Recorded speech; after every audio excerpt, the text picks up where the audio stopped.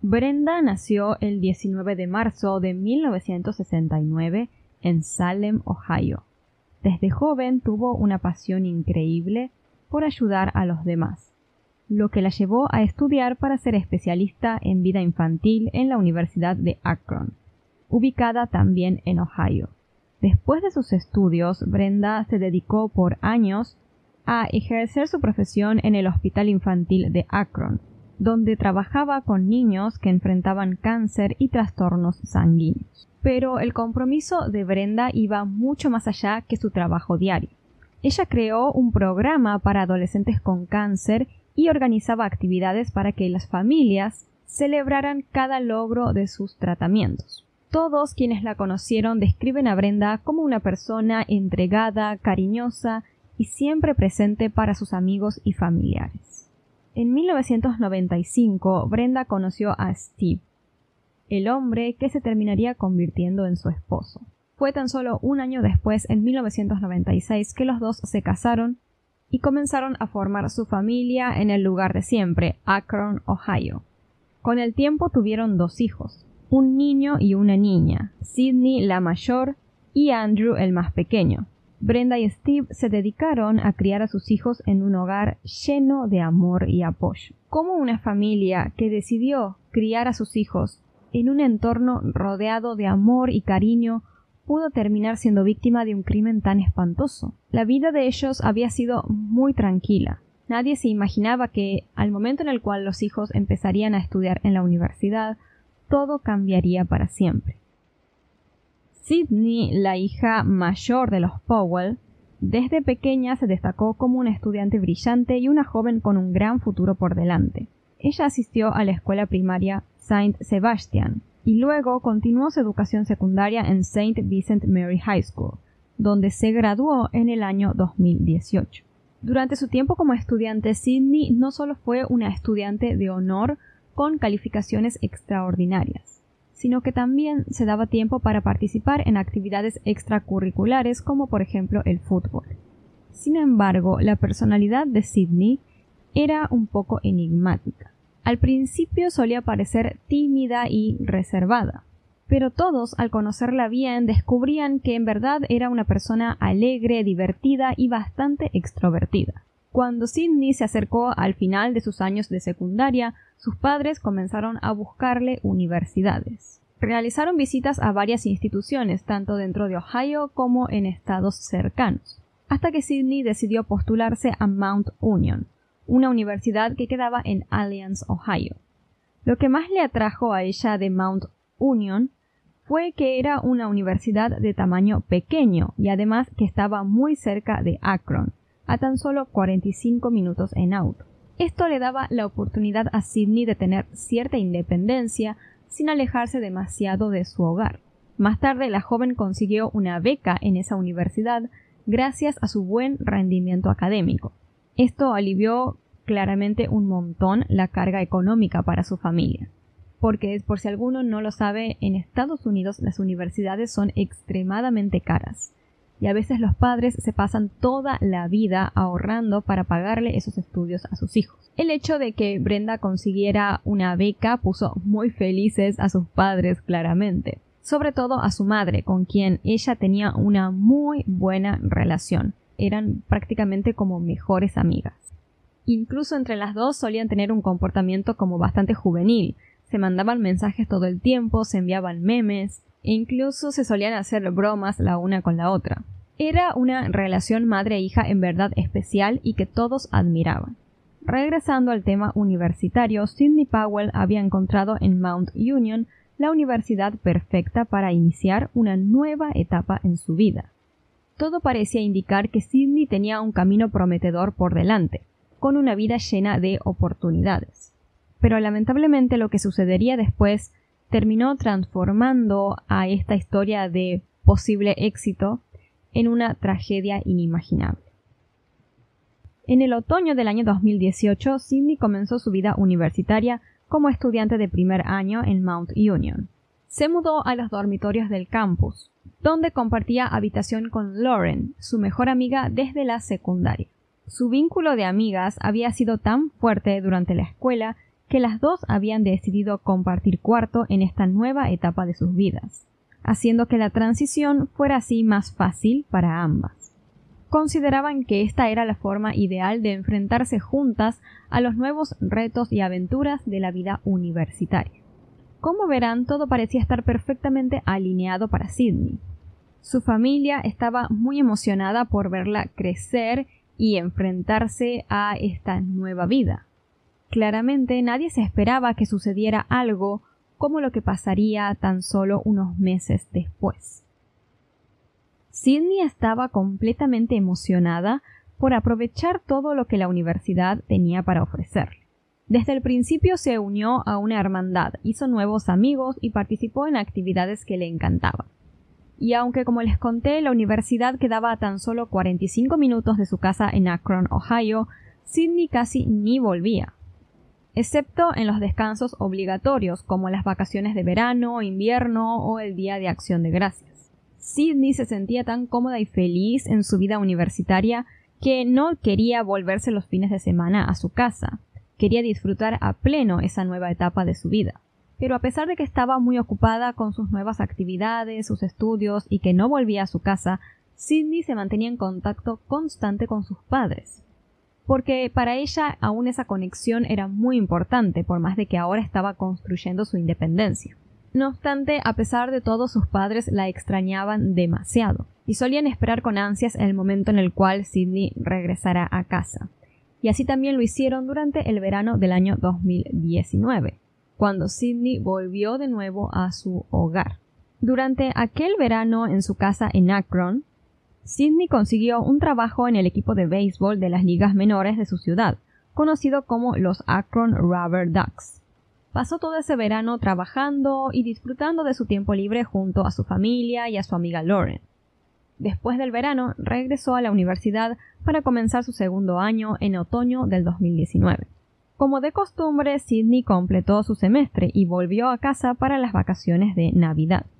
En enero de 2020, cuando finalizó el descanso de verano, Sydney una vez más empacó todas sus cosas y se regresó a la universidad. Algo interesante sobre esta universidad de Mount Union es que tenía un portal para estudiantes y padres. A través de ese portal, los padres podían acceder a cierta información sobre sus hijos, podían pagar las matrículas y hacer otro tipo de gestión. Sin embargo, este acceso estaba condicionado, pues solo los estudiantes podían permitirle el acceso a los padres para que vieran su información, ya que como eran ya mayores de 18 años, tenían derecho a la privacidad. Pero la verdad era que los padres de Sydney jamás habían intentado acceder a ese portal, porque, por ejemplo, no tenían interés en ver las calificaciones de su hija, porque confiaban totalmente en ella. Sabían que desde siempre había sido una persona súper responsable y que tenía buenas notas. Así que, digamos, jamás se tomaron el tiempo de ingresar a dicho portal. Pero a principios del año 2020, algo comenzó a preocupar a Steve, el padre de Sydney.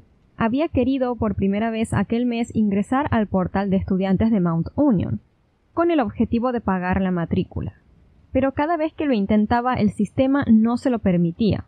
El padre de Sydney así no lograba entonces acceder al portal para ver la información de su hija. Es por ello que el hombre decidió comunicarse con Sydney para ver si ella le podía aclarar algo de lo que estaba pasando. Sydney le aseguró que no pasaba nada grave, que simplemente se trataba de un error del sistema, y que hablaría con la universidad para ver si lo podían resolver.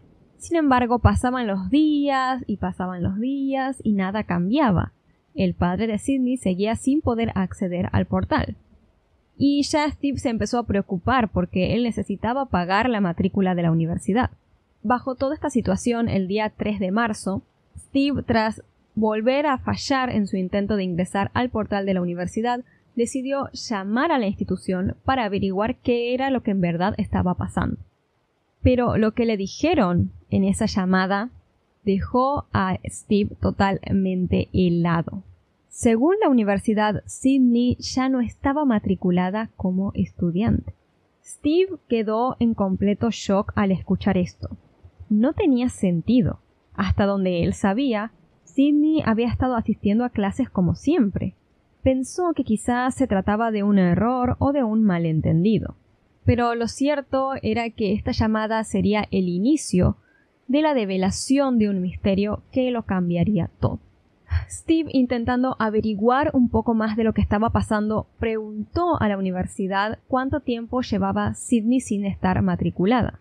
Pero la respuesta que le dio la institución no fue de mucha ayuda, pues debido a ciertas políticas de privacidad no podían compartir tan fácilmente esa información. En su lugar, los de Mount Union le dijeron que hablara directamente con su hija Sydney. Steve tomó la decisión de, antes de intentar hablar con su hija, seguir investigando un poco más por su propia cuenta. Y así descubrió algo que fue como un golpe inesperado. Steve se dio cuenta de que Sydney había sido suspendida académicamente en diciembre del 2019, tras reprobar 3 de las 4 materias de su semestre de otoño. Esta suspensión no era permanente, es decir, no era tan grave. Significaba que Sydney no iba a poder asistir a la universidad durante un semestre, pero sí podía regresar al siguiente. Además, cuando un estudiante de Mount Union vuelve después de una suspensión, conserva los créditos acumulados hasta el momento y puede volver a tomar las materias que reprobó para obtener un mejor promedio. Así que así, aunque la suspensión de Sydney no era la ideal, tampoco era el fin del mundo. La universidad ofrecía varias formas de redimirse y recuperar el camino, pero todo esto parecía estar bastante lejos de lo que Steve creía saber sobre su hija, pues él creía que tenía una hija responsable, sincera, que hablaría con él si le pasara algo como una suspensión, no que se lo mantendría en secreto. Pero la historia de Sydney era mucho más complicada de lo que parecía. Como les conté, Sydney, en cuanto entró a la universidad, se unió a una hermandad e hizo muchos amigos. No obstante, en otoño del año 2019 sus calificaciones comenzaron a bajar, como para que Sydney pasara a un periodo de prueba académica. Como Sydney no cambió nada, la universidad decidió directamente cancelarla como estudiante. Pero ella, aun siendo consciente de la suspensión, volvió al campus cuando comenzó el año, es decir, a principios del 2020. Como no queriendo aceptar la situación. Además, cuando un estudiante es suspendido de esta manera, la universidad le envía una carta. Esa carta debe ser firmada y contestada por el estudiante. Pero cuando la carta llegó a las manos de Sydney, ella jamás la firmó ni la devolvió. En lugar de eso, decidió seguir actuando como si nada hubiera pasado, ignorando la situación por completo.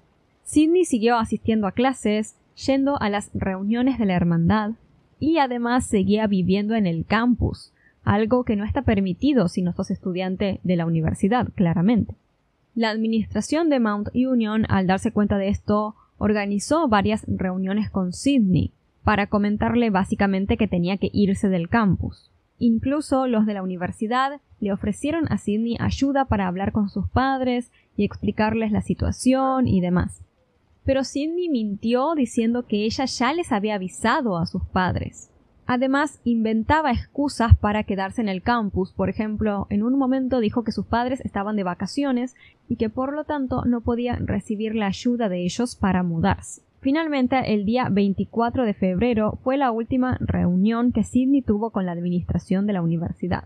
Ese día ella fue obligada a desalojar su dormitorio en el campus. Desde ese día hasta el 3 de marzo, que fue cuando su padre descubrió toda la verdad, Sydney se estuvo quedando en diferentes hoteles, en donde pagaba todas las noches en efectivo. Como que estaba haciendo todo lo posible por ignorar la realidad que tenía que enfrentar. Aquel día en el cual Steve descubrió que su hija Sydney había sido suspendida de la universidad, claramente se preguntó en dónde estaba viviendo su hija, porque sabía que no podía estar en el campus. Por esas coincidencias de la vida, justo ese mismo día, a Steve le llegó una notificación de la aplicación Life 360.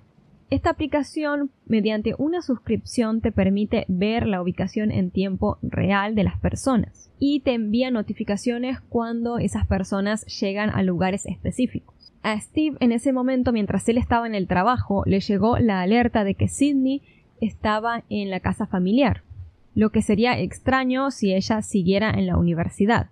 Era como si Sydney hubiera sabido que su padre había descubierto la verdad o algo así, porque justo ese día fue que dejó uno de los hoteles en donde estaba y se volvió a la casa de sus padres. En cuanto Steve vio esa notificación, decidió irse del trabajo hacia la casa para confrontar a su hija en persona. Para que Sydney no supiera que él estaba en camino, Steve dejó su teléfono en la oficina. Se subió a su auto y se fue de inmediato a la casa. Steve sabía que Brenda, su esposa y la madre de Sydney, tenía mucha conexión con su hija y que tenía una habilidad especial para tratar ciertos temas con ella, por lo que Steve pensó que Brenda era la persona adecuada para ayudar a Sydney en ese momento. Es así como Steve, mientras manejaba hacia su casa, llamó a Brenda y le explicó toda la situación. Le contó que Sydney había sido dada de baja de la universidad y que claramente necesitaban hablar de eso con su hija. Brenda, al enterarse de esto, tomó la decisión de salir temprano de su trabajo e ir a su casa para hablar con Sydney. Pero de los dos padres fue Steve quien llegó primero a la casa familiar a las 11:30 de la mañana. Allí se encontró con Sydney y, directamente sin vueltas, decidió preguntarle sobre lo que había pasado en la universidad. Steve le dijo a Sydney que él iba a tratar de ser lo más comprensivo posible con ella, ya que sabía que ella era una joven brillante y que siempre había sido una excelente estudiante. Le dijo a Sydney que él no entendía muy bien qué estaba pasando, por qué ella se había descuidado tanto en sus estudios y sobre todo por qué les había mentido. Sydney le contestó que ella se sentía perdida, que no sabía qué hacer con su vida académica y que además todos sus amigos estaban muy seguros de la carrera que querían seguir. Decía que parecía que sus amigos tenían todo resuelto cuando ella no. Y esto es algo que creo que súper puede pasar cuando uno elige una carrera universitaria, de sentir que quizás no es lo tuyo, que quizás no quieres dedicarte a eso toda tu vida para nada. Y a veces ese momento, ese clic llega rápido, es decir, a los 18 o 19 años, y otras veces llega más tarde, quizás a los 23, 24. Puede llegar en cualquier momento, en verdad. Y siento que no está mal que pase, nada más que como que en la sociedad está mal visto que una persona diga, no sé, ay, voy a dejar mi carrera a los, no sé, 23 años para empezar una de cero. Como que se ve mal eso. Y muchas personas terminan estudiando, terminando y después dedicándose a carreras y profesiones que descubrieron que en verdad no les gustaba.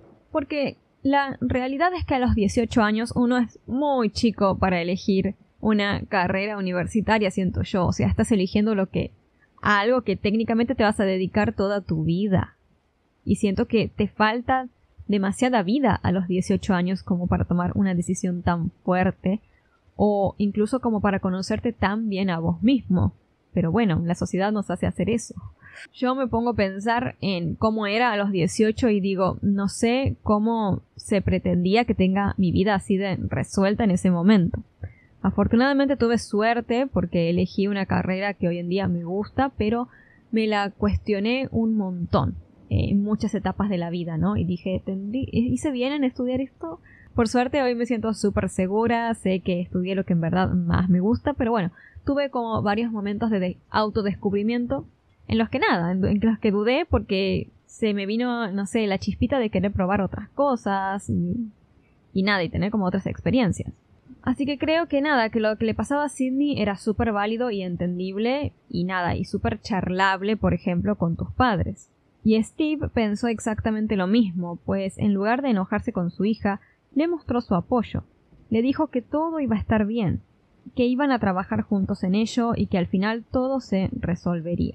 Tras esa conversación, Steve le dijo a Sydney que él tenía que volverse al trabajo, pero que su madre llegaría pronto para hablar con ella.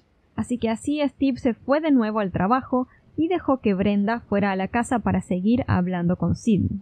Aproximadamente a las 12:15 del mediodía, Brenda le escribió a Steve comentándole que ya estaba camino a la casa. Y unos minutos después, a las 12:36, llegó a la misma. La mujer dijo que ya se había comunicado con la universidad y que estaba esperando una llamada por parte de la institución. Unos minutos después, a las 12:41, Steve le escribió de nuevo a Brenda para preguntarle qué había hablado con la universidad. Pero en lugar de una respuesta por parte de su esposa, Steve terminó recibiendo una llamada de parte de un amigo suyo. Una llamada que cambiaría todo para siempre. Mientras Brenda estaba en la casa hablando con el Departamento de Relaciones Estudiantiles de Mount Union, Para aclarar todo lo sucedido con la suspensión de Sidney, algo extraño ocurrió. La llamada entre la mujer y la universidad comenzó normal, pero en un momento, de la nada, los de la universidad comenzaron a escuchar unos ruidos extraños, como si fueran gritos y golpes fuertes. Los sonidos se empezaban a escuchar tras el teléfono cada vez de forma más fuerte y consistente, y esto hizo que las autoridades de la universidad se asustaran porque no entendían qué era lo que estaba pasando. Intentaron llamar a Brenda diciéndole «Brenda, ¿estás ahí?», pero no obtenían respuesta. Lo único que se escuchaba tras el teléfono eran esos gritos y golpes extraños. Hasta que, en un instante de la nada, todo quedó en total silencio. Y unos segundos después, una voz apareció del otro lado de la línea. Era una voz de una mujer que decía ser Brenda y que afirmaba que todo estaba bien. Los funcionarios de la universidad al principio creyeron que sí era en verdad Brenda, pero después se dieron cuenta que no era la voz de ella. No obstante, sí conocían esa voz. Quien estaba hablando detrás del teléfono era Sidney, intentando hacerse pasar por su madre. En ese preciso momento, las autoridades de la universidad, sin entender muy bien qué era lo que había pasado, se comunicaron con los oficiales y les comentaron más o menos la situación que acababan de vivir. De inmediato, una patrulla fue enviada a la casa de los Powell para hacer un chequeo de bienestar. Fue en ese momento que Steve recibió aquella llamada por parte de un amigo de él. En dicha llamada, el amigo le dijo que la policía estaba yendo hacia su casa. Steve claramente no entendía nada. Intentó llamar a Brenda y a Sidney varias veces, pero no obtuvo respuesta. Hasta que finalmente Sidney contestó. Estaba llorando tras el teléfono y le dijo a Steve, su padre, que alguien había entrado a robar a la casa y que además había sucedido algo espantoso. Minutos después, la policía llegó a la casa. Desde fuera se dieron cuenta de que una de las ventanas estaba rota y que los vidrios estaban esparcidos por todas partes. Al entrar a la casa, los oficiales vieron a Sidney. La joven tenía las manos cubiertas de sangre. Estaba llorando, gritando y temblando. Por otro lado, Brenda, la madre de Sidney, se encontraba tirada en el suelo, también cubierta de sangre, pero agonizando del dolor. Sidney les dijo a los oficiales de policía que alguien había entrado a su casa para robar y que justamente el asaltante había atacado a su madre. Contó que cuando el asaltante ingresó a la casa, su madre le dio instrucciones a Sidney de que saliera y buscara ayuda. Ella lo hizo, pero tras no encontrarla volvió a la casa. Cuando llegó, encontró a su madre ya en ese estado, tirada en el suelo y desangrándose. Toda la casa estaba en un completo desorden. Había vidrios rotos, muebles volteados y varias señales claras de que había habido una lucha. Sin poder perder tiempo, Brenda fue llevada de urgencias al hospital, pero lamentablemente falleció ese mismo día debido a sus heridas. El forense concluyó que Brenda había recibido 23 puñaladas y varios golpes en la parte posterior de su cabeza. Sidney, ante los paramédicos, siguió sosteniendo su versión, en la que afirmaba que alguien había interrumpido en su casa para robar y que su madre le había pedido que se fuera para pedir ayuda. La joven, mientras contaba todo esto, lucía alterada, frenética y nerviosa. Los paramédicos intentaban calmarla, pero claramente Sidney se encontraba en una especie de estado de shock. Lo que le pareció extraño tanto a la policía como a los médicos fue que Sidney tenía sus manos totalmente cubiertas de sangre. Y si ella ni siquiera había estado presente en el momento del ataque, ¿por qué tendría tanta sangre? Sidney, para aclarar esto, explicó que cuando volvió a su casa tocó a su madre, en un intento de ayudarla, y que por eso tenía las manos con sangre. No obstante, la joven no solamente tenía sangre, también presentaba cortes y rasguños en diferentes partes del cuerpo.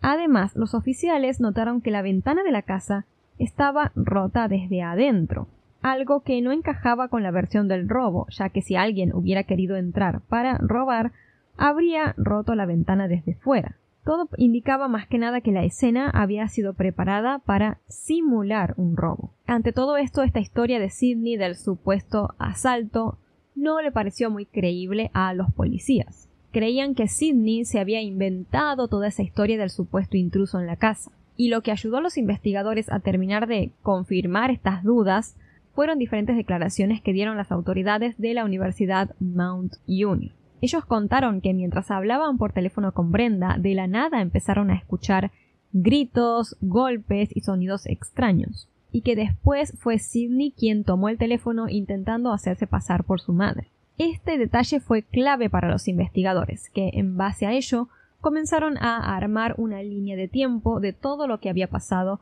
aquel día de los hechos.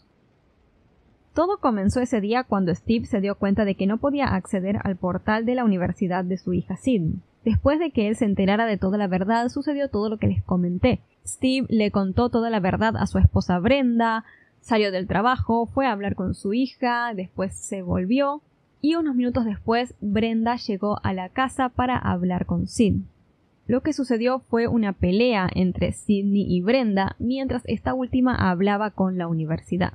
Como les conté, mientras la mujer hablaba con los funcionarios de la misma, de la nada se empezaron a escuchar sonidos de golpes y gritos. Y esto era porque mientras Brenda hablaba por teléfono, Sidney de la nada la atacó con una sartén de cocina y después la apuñaló varias veces con un cuchillo. Los sonidos que las autoridades de la universidad escuchaban tras el teléfono eran los gritos desesperados de Brenda, quien estaba siendo literalmente asesinada en ese momento. Y lo peor de todo fue que su propia hija le estaba quitando la vida. Sidney se dio cuenta en ese preciso momento que toda su mentira iba a salir totalmente a la luz, porque su madre iba a hablar con las autoridades de la universidad. Fue por eso que tomó la decisión de quitarle la vida a su madre, para impedir que ésta tuviera aquella conversación con las autoridades de la institución. La policía, al investigar en el teléfono celular de Sidney, descubrió que las conversaciones entre madre e hija eran bastante normales al principio. Como les comenté, ellas se solían mandar memes, cosas divertidas, se hacían bromas, tenían al parecer una relación muy buena. Pero los investigadores descubrieron, tras analizar más mensajes, que durante el último tiempo ya Brenda había empezado a sospechar de que algo extraño sucedía entre su hija y la universidad. El 25 de febrero le envió un mensaje a Sidney diciendo: ¿por qué siempre siento que me estás estafando? Solo recuerda que necesitas buenas notas para mantener tu beca. Sidney, en respuesta a este mensaje, le aseguró que todo estaba bien y que sus calificaciones eran en verdad buenas. Al parecer, Brenda estaba más que nada interesada en ocultarle toda la verdad a su madre y llegó hasta las últimas consecuencias para sostener su engaño. Tomó la decisión de literalmente asesinar a la mujer quien le había dado la vida para que ella no descubriera sus mentiras. El 6 de abril, más de un mes después del crimen, Sidney fue arrestada oficialmente y acusada de asesinato, asalto agravado y manipulación de pruebas. Aunque la joven no fue a una prisión preventiva, sino que estuvo recluida en un hospital psiquiátrico en donde le hicieron varios estudios y donde finalmente le diagnosticaron esquizofrenia. La esquizofrenia generalmente o mayormente se suele manifestar en la adolescencia o más o menos entre los 20 y 25 años, que era justamente la edad de Sidney, quien tenía 19 años en ese momento. Los paramédicos dijeron que Sidney estaba experimentando largos periodos de pensamientos lúcidos, pero que eran interrumpidos por episodios psicóticos graves e importantes. Los psiquiatras se dieron cuenta de que Sidney en verdad no había asesinado a su madre para continuar sosteniendo su mentira, sino que más bien había cometido ese acto bajo un estado de locura. Tras recibir el diagnóstico, Sidney fue tratada con medicamentos y logró estabilizarse lo suficiente como para poder quedarse en casa junto a su familia mientras esperaba su juicio. A diferencia de lo que suele suceder en otros juicios por asesinatos, en este caso, el padre de Sidney y esposo de la víctima manifestó que él no quería que su hija fuera acusada. Durante una audiencia previa al juicio, Steve expresó: «No sé por qué estamos haciendo esto. Esto no es lo que nadie quiere aquí. No sé cómo ella puede manejarlo. No sé cómo yo puedo manejarlo. Estoy tratando de mantener a mi familia unida». A pesar de la oposición de su padre Steve, el juicio de Sidney comenzó el 7 de septiembre de aquel año 2020. La fiscalía, por su parte, sostuvo que Sidney había cometido el crimen de forma calculada y vengativa contra su propia madre. Ellos creían que la joven había atacado a Brenda porque había descubierto su secreto. Según la fiscalía, además, Sidney había planeado todo el crimen y no estaba bajo un estado psicótico al momento de cometerlo. Para sostener esta idea, dijeron que Sidney había transformado toda la escena del crimen para simular un robo y que no habría llegado a hacer eso si estaba pasando por un estado psicótico alterado, sino que más bien todo eso parecía concordar mejor con una persona que había planificado todo el hecho. Por su parte, la defensa de Sidney claramente sostuvo que la joven había asesinado a su madre bajo una crisis psicótica. Afirmaron que Sidney efectivamente había sido diagnosticada con esquizofrenia tras el crimen y que había estado recibiendo tratamiento con medicamentos. La defensa presentó a un psicólogo que testificó y dijo que Sidney estaba perdiendo el control de su propia realidad, mintiéndole a sus padres y creándose a ella misma una imagen falsa de su vida. Ella fingía no solamente ante los demás, sino también ante ella misma, que aún era estudiante cuando no lo era, lo que provocó que cayera en un ciclo de mentiras y confusión. Steve, el padre de Sidney, fue llamado a declarar en defensa de su hija. Él aseguró que Sidney jamás mostró signos de problemas mentales, ni era conocida por ser violenta. Tenga sentido o no, el hombre hacía todo lo posible porque Sidney quedara totalmente impune de la situación, porque como les comenté, él no quería que su hija fuera condenada de ninguna manera. Un testimonio importante durante el juicio fue el de Lauren, la compañera de cuarto y mejor amiga de Sidney. Ella describió a Sidney como una persona carismática, extrovertida y siempre llena de alegría. Dijo que no notó ningún cambio importante en ella antes del 3 de marzo, es decir, del día del crimen. Sin embargo, Lauren sí mencionó que Sidney jamás le había contado sobre su situación académica. Solo le dijo que estaba teniendo problemas con sus estudios y que necesitaba más tiempo para concentrarse en ellos, pero jamás le dijo que había sido suspendida directamente de la universidad. La última vez que Lauren vio a Sidney fue justamente la noche anterior al crimen, el 2 de marzo, cuando fueron con otras amigas a una fiesta. Según Lauren, el comportamiento de Sidney durante la misma fue normal, no notó nada extraño en ella. Durante el juicio, Sidney fue vista en la sala llorando mientras iba escuchando los testimonios de las diferentes personas. Un día le pidió permiso al juez para ausentarse a la audiencia, y el comportamiento de Sidney había sido tan emocional los días anteriores que el juez decidió acceder al pedido. La pregunta en este caso más que nada era si Sidney estaba en condiciones de ser juzgada como una persona normal o no, porque si una persona tiene un diagnóstico o un problema psiquiátrico importante, no se lo juzga como alguien normal, entre muchas comillas, sino que se le suelen dar otro tipo de condenas, como por ejemplo pasar X cantidad de tiempo recibiendo tratamiento psiquiátrico. Después de que terminó el juicio, básicamente todo quedó en manos del juez. Sidney Powell finalmente en el año 2023 fue sentenciada a cadena perpetua con posibilidad de libertad condicional después de los 15 años, y fue condenada por asesinato, como una persona que había actuado con total lucidez y consciente de lo que hacía. Así que esa fue la decisión que tomó finalmente el juez con ella. La juzgó como una persona que no tenía ningún tipo de problema psiquiátrico, digamos, ¿no? Y que podía, como les comenté, ser juzgada como alguien más. No sé qué opinarán ustedes sobre este veredicto. La verdad yo no sé mucho qué pensar, pero si les soy honesta, en verdad siento que Sidney sí podría haber estado sufriendo de esquizofrenia, porque no sé, es como que me parece un montón tomar la decisión de quitarle la vida a tu madre así de la nada, porque está a punto de descubrir un secreto que encima tampoco es tan grave. O sea, es como que, como les dije, ella podía volver al siguiente semestre a la universidad. No sé, me parece todo como un montón. Obviamente cada persona es un mundo y todo, pero no sé, siento como que me falta justificación. No se encontraron, al menos no salió públicamente, que se hayan encontrado otros problemas que Sidney hubiera tenido con su madre como para, no sé, decir que se justifica más que ella se haya enojado tanto. Obviamente nada justifica en sí un crimen, pero me doy a entender, ¿no? Como un móvil más sólido, a eso me refiero. Entonces creo que, no sé, creo que en verdad ella sí estaba sufriendo quizás de algún tipo de brote psicótico o algo así, porque además está este tema de que ella como que se creaba una realidad que ella quería vivir, simulando que seguía en la universidad. O sea, eso es bastante extraño de por sí. Así que, no sé, desde mi punto de vista, así con la información súper superficial que hay, no sé si estoy tan de acuerdo con el veredicto del juez. Pero bueno, esa es simplemente una opinión. Coméntenme qué opinan ustedes sobre toda esta historia. Imagínense a una joven adinerada, de buena familia y con una gran vida, y que un día de la nada toma la decisión de hacer una de las cosas más espantosas que una persona puede decidir hacer. Este es un caso que de verdad movilizó extremadamente a todo el país de Brasil y pasó literalmente a la historia por la brutalidad y las características que tuvo el crimen. Así que sin mucho más que agregar, vamos a empezar. Este es el caso de la familia von Richthofen. Nos ubicamos en Sao Paulo, Brasil. En las primeras horas del 1 de noviembre de 2002, Susan, de 18 años, y su hermano Andreas, de 15, regresaban a su casa como cualquier otro día.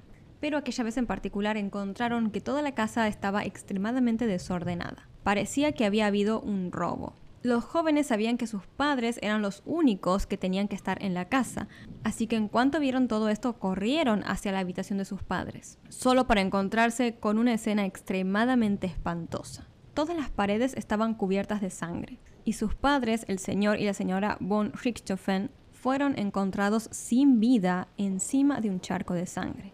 Tenían además sus cabezas envueltas en toallas y plástico. Susan Louise von Richthofen nació en Sao Paulo el 3 de noviembre de 1983. Era hija de su padre alemán Manfred Albert von Richthofen y de su madre brasileña Maricia von Richthofen. No sé si se pronunciará así, Maricia o Maricia, algo así. Manfred, el padre, era ingeniero y director de DERSA, una empresa estatal que gestiona la infraestructura vial. También había trabajado antes como ingeniero principal en el proyecto de la autopista Mario Covas, mientras que su madre, por su lado, era psicóloga. En 1987 nació el hermano menor de Susan, Andreas. Toda la familia von Richthofen parecía una familia ejemplar. Estaban muy bien económicamente y todo el mundo hablaba muy bien de ellos. Manfred, el padre, y Susan eran bastante reservados, mientras que Andrés se parecía más a su madre, pues era muy sociable. Como la familia, como les conté, tenía mucho dinero, los niños tuvieron acceso desde siempre a la mejor educación. Y sus padres en verdad se involucraron muchísimo en su enseñanza y en que crecieran siendo jóvenes de bien. La casa familiar era gigantesca, tenía un gran jardín y una piscina. Era una casa que era muy conocida por los miembros de la comunidad, todo el mundo sabía que la familia vivía ahí. Incluso entre la comunidad circulaban una serie de rumores que decían que la familia podría estar relacionada con una familia noble de apellido Richthofen en Alemania. Se decía incluso que Manfred era sobrino del famoso piloto alemán, el Barón Rojo, quien falleció en 1918. Susan tenía una muy buena relación con sus padres y su hermano, y era vista por todos como la personificación de la chica ideal. Era rubia, atlética y hablaba 5 idiomas con fluidez: portugués, inglés, español, francés y alemán. Sus compañeros de clase describían a Susan como una chica que parecía ser feliz, pero al mismo tiempo era muy reservada, mientras que sus maestros creían que era muy talentosa. Después de graduarse de la secundaria, en el Collegium Humboldt, Susan comenzó a estudiar Derecho en la Universidad Católica de San Pablo. Mientras tanto, Andreas se dedicó a aprender a volar aviones de control remoto junto a un joven de 18 años llamado Daniel Sino. Fue a través de Andreas que Susan terminó conociendo a Daniel. Se llevaron muy bien y con el tiempo se pusieron de novios. A pesar de que Susan estaba muy feliz por su nueva relación, temía que sus padres la desaprobaran, porque Daniel venía de una familia bastante humilde y creía que a sus padres no les iba a gustar eso. Por lo tanto, Susan trató de mantener al principio su relación en secreto. Sin embargo, varios meses después, sus padres la descubrieron. No obstante, no se opusieron a la relación, porque pensaban que simplemente sería una fase pasajera, como que iban a estar juntos un tiempito y después ya iban a dejar. Pero comenzó a pasar el tiempo y los jóvenes seguían juntos. Y no solamente a los padres de Susan no les agradaba la familia de Daniel, sino tampoco les gustaba el hecho de que habían descubierto que el joven no estudiaba ni trabajaba. También descubrieron que Daniel solía estar bastante involucrado en el consumo de drogas. Y por ello empezaron a sospechar de que quizás Suzanne también estaba consumiendo esas sustancias. Suzanne, por su parte, estaba súper involucrada en su relación y cada vez pasaba más tiempo con Daniel. Incluso se ausentó de su propia graduación de la secundaria solamente para estar con él. Suzanne a menudo llevaba a su hermano menor Andreas cuando visitaba a Daniel, y este último tenía un hermano mayor llamado Christian. Los cuatro solían pasar bastante tiempo jugando videojuegos en línea en un cibercafé local, y en verdad la pasaban bastante bien. Bueno, solamente ellos, porque los padres de Suzanne y de Andreas claramente no estaban para nada cómodos con el hecho de que sus dos hijos pasaran tiempo con Daniel y su hermano. Y la verdad no se equivocaban tanto, porque no es que Daniel y su hermano eran simplemente chicos que no estudiaban y que consumían cada tanto. Eran en su barrio conocidos por ser delincuentes peligrosos. Y Christian incluso había tenido una adicción muy fuerte a la cocaína, a tal punto que estuvo varios meses en rehabilitación. Los padres de Suzanne sabían muy bien en dónde se estaba metiendo su hija y no querían saber más nada con eso. Esperaban algo mucho mejor para ella. Así que con el tiempo ya se lo empezaron a hacer notar y le empezaron a decir que ellos no estaban para nada de acuerdo con esa relación que ella tenía con Daniel.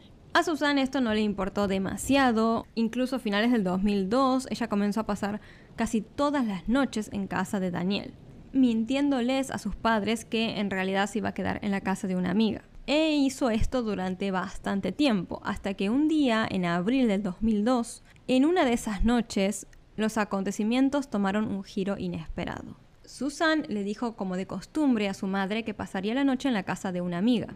Pero cuando la madre llamó a la amiga para confirmarlo, la joven le dijo que Suzanne no se encontraba con ella. Y de esta forma la mentira se cayó totalmente. A la mañana siguiente, cuando Suzanne volvió a su casa, su madre la enfrentó. Y a Suzanne no le quedó de otra que admitir que había pasado la noche con Daniel en un hotel. La madre de Suzanne hizo todo lo posible para intentar convencer a su hija de que terminara esa relación, pero ella no quería saber nada. Hasta que después de una discusión muy larga, llegaron a una especie de acuerdo. La madre de Suzanne le dijo que si Daniel volvía y terminaba la escuela, aprobaría su relación. Sin embargo, Daniel, la verdad, no estaba para nada interesado en volver a la escuela y no lo terminó haciendo. En julio del año 2002, los padres de Suzanne viajaron a Europa por un mes y durante ese tiempo Daniel se mudó a la casa de su novia. A Suzanne, la verdad, le encantó compartir esos días con su novio, así que cuando sus padres regresaron, le pidió por favor a su padre que le diera un departamento para que ella viviera allí con Daniel. Y obviamente él se negó totalmente. Ante esta petición, los padres se enojaron muchísimo y tomaron la decisión de establecer límites estrictos para con su hija. Le pidieron que cortara esa relación de inmediato. Suzanne claramente se negó. Y después los padres la amenazaron diciéndole que le iban a cortar toda su herencia. Pero eso tampoco detuvo a la joven. Tiempo después, Suzanne descubrió que su padre estaba intentando que ella terminara su relación enviándola a Europa. Y ella claramente no quería saber nada con ir. Así que tomó la decisión de mentirle a sus padres de que había ya terminado con Daniel. Su padre se lo creyó totalmente y estaba encantado con la decisión que había tomado su hija. Incluso se lo contó a todos sus amigos, le contó a todos sus colegas que su hija había terminado por fin con ese chico llamado Daniel. No obstante, claramente sabemos que era una mentira y Suzanne continuó viendo a su novio en secreto. La madre de la joven, por su lado, era un poco más viva y no le terminó nunca de creer a su hija.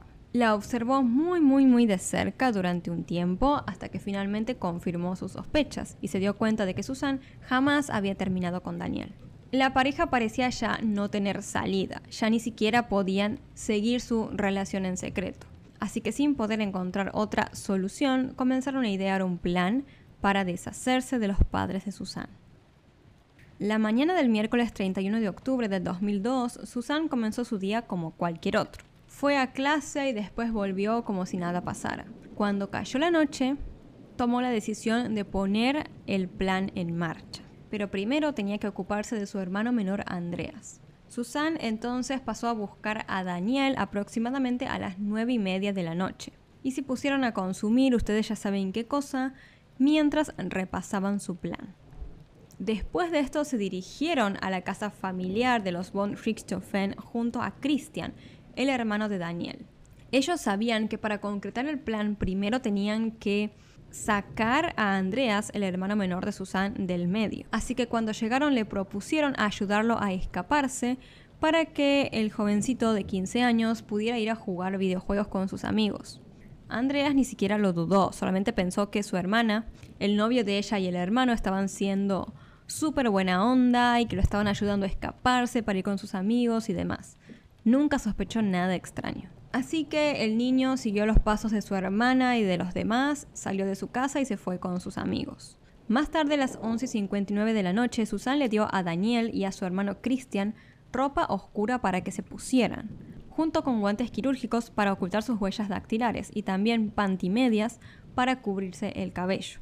Una vez que tuvieron todo esto, ahí sí comenzó el plan. Sabían que no podían dejar ninguna evidencia, así que Susan primero entró a su casa, desactivó el sistema de alarmas y las cámaras de vigilancia, antes de ir a ver a sus padres y corroborar que los dos se encontraban profundamente dormidos. Mientras Susan hacía esta parte del plan, Daniel y su hermano esperaron fuera, hasta que ella les hizo unas señas para que entraran a la casa. Una vez dentro, Susan se quedó en la sala de estar, mientras que Daniel y Christian subían al piso superior, exactamente a la habitación de los padres de Susan. Iban cargando unas barras de hierro que habían traído. Una vez que llegaron a la habitación, como les conté, los padres estaban profundamente dormidos. Daniel se puso encima de la madre de Susan y Christian encima del padre. El plan inicial era golpearlos hasta matarlos con esas barras de hierro, pero resultó ser más difícil de lo esperado. Comenzaron a golpearlos y era como que ellos reaccionaban mucho, demoraban en perder la vida. Después de varios minutos y varios golpes, los padres de Susan sufrieron daños cerebrales graves de los golpes. Esta lesión hizo que sus lenguas cayeran hacia atrás, bloqueando sus vías respiratorias. Esto generó un ruido muy fuerte, y en ese instante Daniel se asustó, corrió hacia el baño, tomó unas toallas y empezó a intentar asfixiar a los padres de Susan y al mismo tiempo callar ese sonido. Pero esto no funcionó. Así que en lugar de eso tomaron 2 bolsas plásticas y se las colocaron encima de la cabeza. De esta forma, varios minutos después, tanto el padre como la madre de Susan dejaron de respirar. Después de confirmar que sus padres ya habían fallecido, Susan empezó a sacar cosas de su casa como para simular un robo.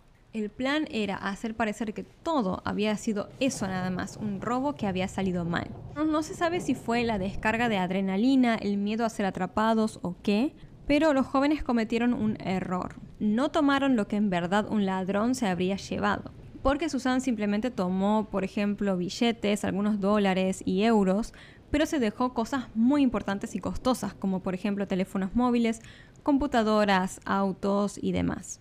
Después de tomar todas estas cosas, hicieron un desorden en toda la casa y una vez se sintieron satisfechos con cómo habían armado toda la escena del crimen, los 3 se subieron al auto de Susan y se dirigieron a otro lugar en donde tiraron la ropa que habían usado esa noche, las barras de hierro, los guantes y demás cosas. Después de esto, Susan y Daniel dejaron a Christian en un McDonald's cercano al departamento de su abuela.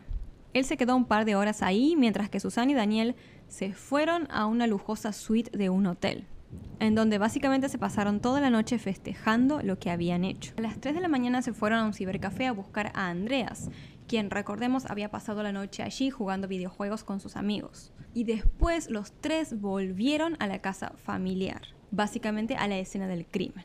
Una vez que llegaron, Daniel llamó a la policía y les hizo creer que habían llegado y de la nada se habían encontrado con esa espantosa escena. Los agentes de policía, en cuanto escucharon la llamada, se dirigieron a la casa y allí se encontraron efectivamente con que los padres de Susan habían sido brutalmente asesinados. Susan y Daniel les dijeron a los agentes que al parecer todo se había tratado de un robo que había salido mal. No obstante, los investigadores se dieron cuenta desde un principio que esto no se había tratado de un robo. Como les comenté, las pertenencias más valiosas de la familia aún se encontraban dentro de la casa. Y además no había señales de entrada forzada. Por otro lado, descubrieron que el sistema de alarmas había sido manipulado y las cámaras de seguridad desactivadas. así que la policía directamente centró sus sospechas en Susan, quien no hizo mucho como para no parecer sospechosa, la verdad. Porque si bien amigos y familiares informaron que la vieron destrozada en el funeral de sus padres, tan solo unas horas después la joven organizó una fiesta en la misma casa donde sus padres habían sido asesinados tan solo 3 días antes.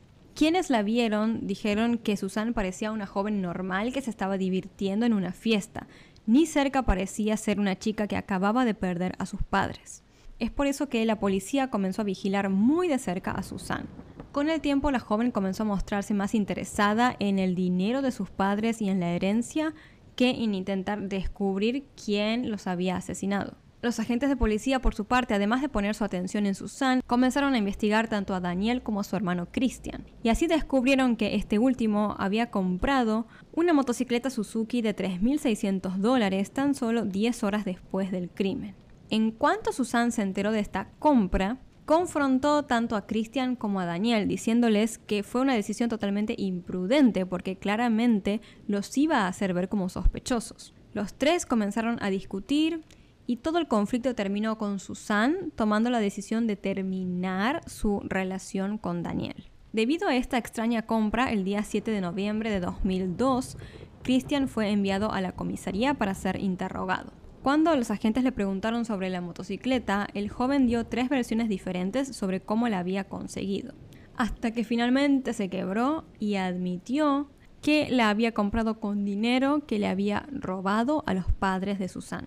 Susan también fue interrogada ese mismo día y al principio negó estar involucrada en el crimen espantoso de sus padres. No obstante, después de mucha presión por parte de la policía, la joven tomó la decisión de confesar. Para el día 9 de noviembre, Susan, Daniel y Christian ya estaban bajo custodia policial acusados de doble homicidio. Andreas, el hermano menor de Susan, estaba claramente destrozado. Había perdido a sus padres de una forma espantosa y ahora se había enterado de que su hermana no solamente era la culpable, sino que también seguramente pasaría mucho tiempo en prisión.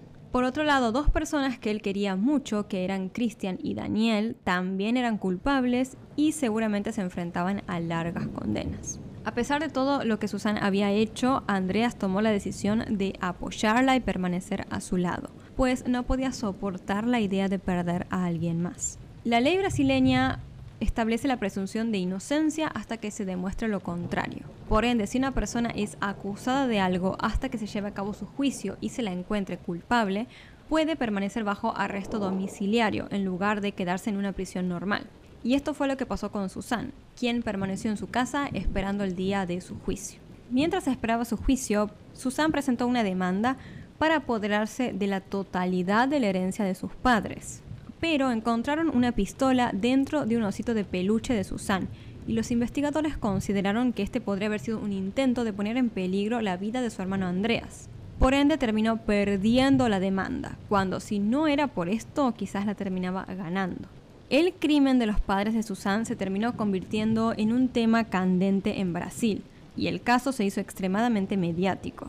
La opinión pública se encontraba totalmente dividida sobre a quién veían como responsable de lo que había sucedido. Muchas personas pensaban que los verdaderos culpables eran Daniel y Christian, quienes eran ya delincuentes y que ellos habían manipulado a Susan, mientras que otros veían a Susan como una niña consentida y mimada, que había arrastrado ella a su novio y al hermano de este a matar a sus padres. En abril del 2006, Susan fue entrevistada en un programa de televisión. Ahí ella apareció usando una camiseta rosa de Minnie Mouse y unos clips de colores en su cabello. Durante esa entrevista ella dio su versión de los hechos y dijo que al plan lo habían armado los 3 juntos, es decir, ella misma, Daniel y Christian. Durante la entrevista, Susan se aferró a su abogado y todo el tiempo culpó a Daniel. Dijo que él la había manipulado y la había llevado a quitarle la vida a su familia más querida. Además, aseguró que Daniel la había obligado desde siempre a consumir gas con él constantemente. Susan en esta entrevista logró convencer a gran parte del público. Muchos pasaron a considerarla una víctima de toda la situación.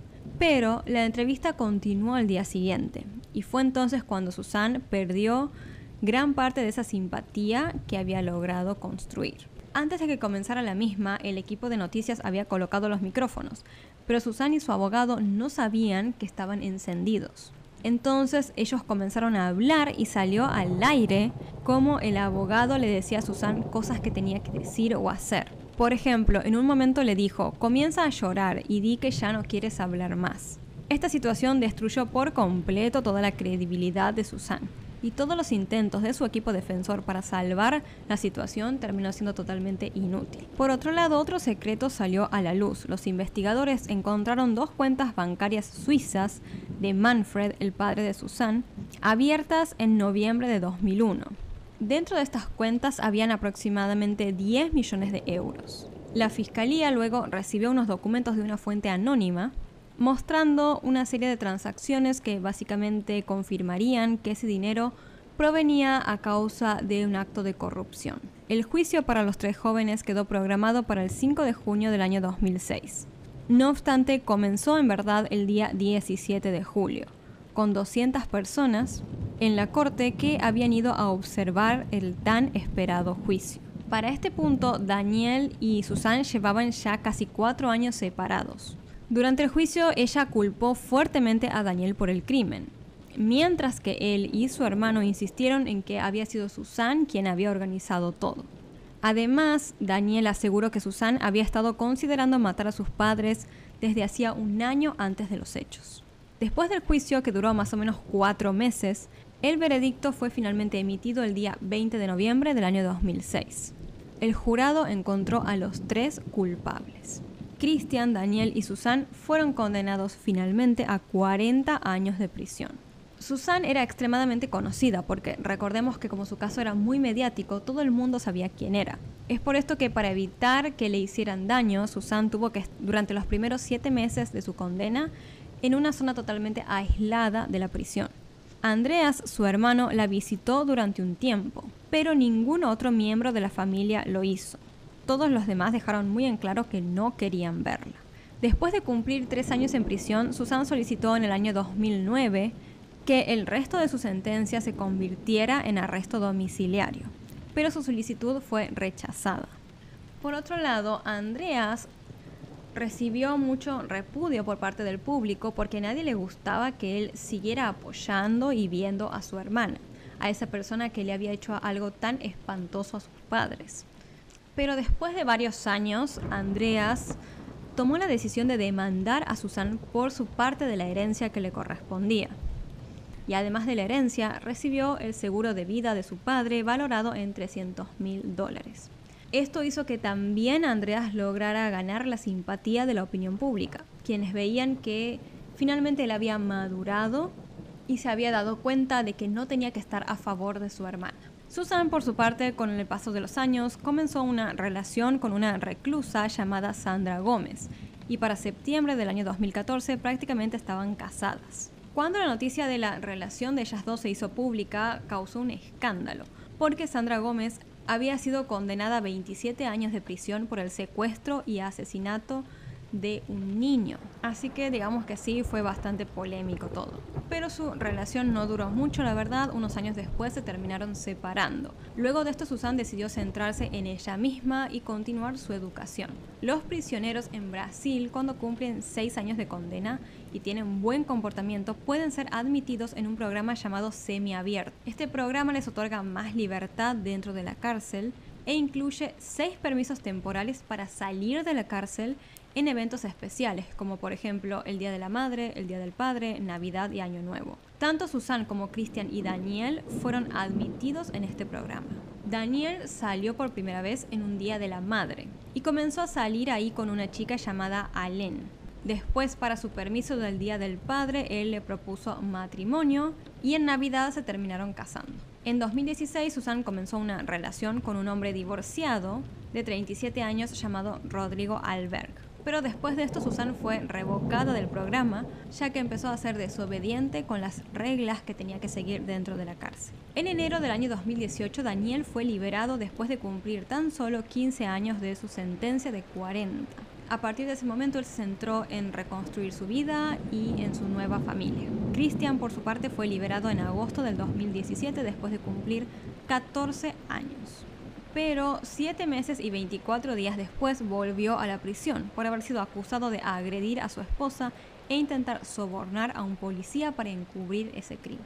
Por su parte, Andreas se sabe que tras el crimen él se fue a vivir a la casa de sus abuelos. No obstante, se tiene conocimiento de que cuando creció se involucró en las drogas y en la delincuencia, lamentablemente. Y así es como concluye la historia de hoy, que a pesar de que hubo condenas cumplidas y demás, hasta el día de hoy nadie sabe con exactitud quién es el culpable verdadero de este caso. Espero esta historia les haya resultado de interés y si les interesa en general este tipo de contenido no olviden suscribirse al canal y activar la campanita de notificaciones para que YouTube les avise cada vez que suba un nuevo video.